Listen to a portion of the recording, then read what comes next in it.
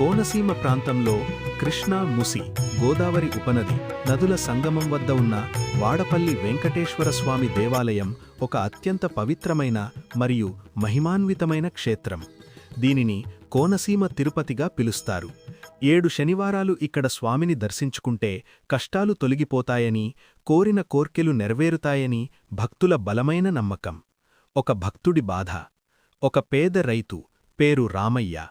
జీవితంలో కష్టాలే, అప్పులు, పంట నష్టం.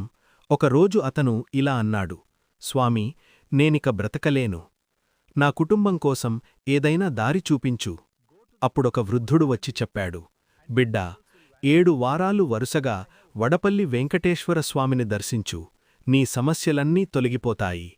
7 వారాల దీక్ష. రామయ్య ప్రతి శనివారం వచ్చి దీపం వెలిగించాడు. ప్రతివారం ఒక కోరికతో కాకుండా, స్వామీ, నీవే నాకు సరిపోతావు అని ప్రార్థించాడు. మొదటివారం కడుపునిండా భోజనం కూడా లేదు. 3వ వారం ఆశ కాస్త పెరిగింది. 5వ వారం మనస్సులో ప్రశాంతత వచ్చింది. 7వ వారం అద్భుతం జరిగింది. 7వ వారానికి వచ్చేసరికి ఒక పెద్ద వ్యాపారి అతని దగ్గరకు వచ్చి అన్నాడు, నీ భూమిని నేను కొనాలనుకుంటున్నా, మంచి ధర ఇస్తా. అది అమ్మాక రామయ్య అప్పులన్నీ తీర్చేశాడు.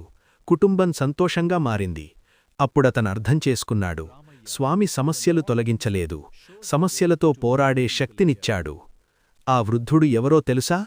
7వ వారంలో స్వామి దర్శనం తర్వాత ఆ వృద్ధుడు కనిపించలేదు.